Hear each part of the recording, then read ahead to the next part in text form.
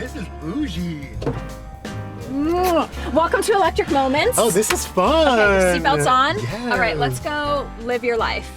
It's a 360 camera, baby, so you don't run into anything when you're going the wrong way. Tell me where your story starts and where was the first prick of like, I can do this for myself? There's so many bits and pieces. Okay, tell me everything. Allie Landry, who I met at 14, was like, hey, if you ever need somewhere to stay, I'll hook you up and, introduce you to people. And she introduced me to Kyle Richards. So I started working for Kyle Richards for 5 years. So you know all the housewives' tea. I know too much of the housewives tea. I love this street. This is where you live if your dad invented Something. ketchup or electricity. You know what I mean? Yeah, oh, for sure. Our toaster strudel. Yeah, exactly. I invented Post-its or whatever. No one is more excited than my followers on Instagram when I put you backstage. People are like, is that Justin Sylvester? Oh my God, I love him. Like, what do you think that people love you? I feel like in life, my protection, how I made it through being Black and gay in South Louisiana, my protection was always to make people laugh.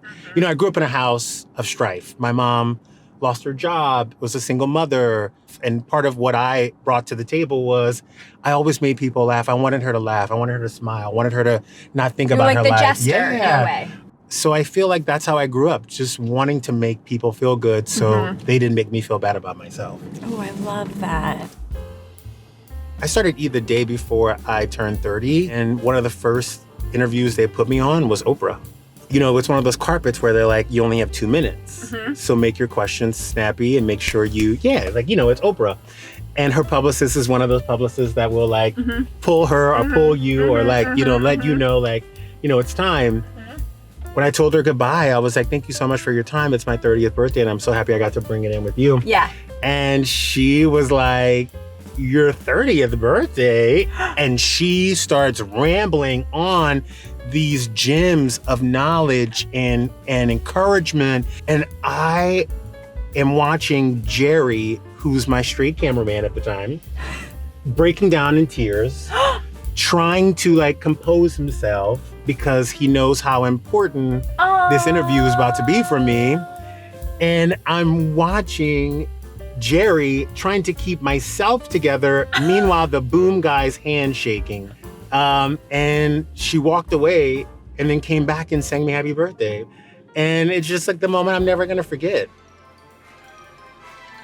This makes me want to go shopping so bad. We're in Beverly Hills right now, you guys, on not Rodeo Drive, but close to it. And it's all the good clothes. All the good clothes are here. Ugh.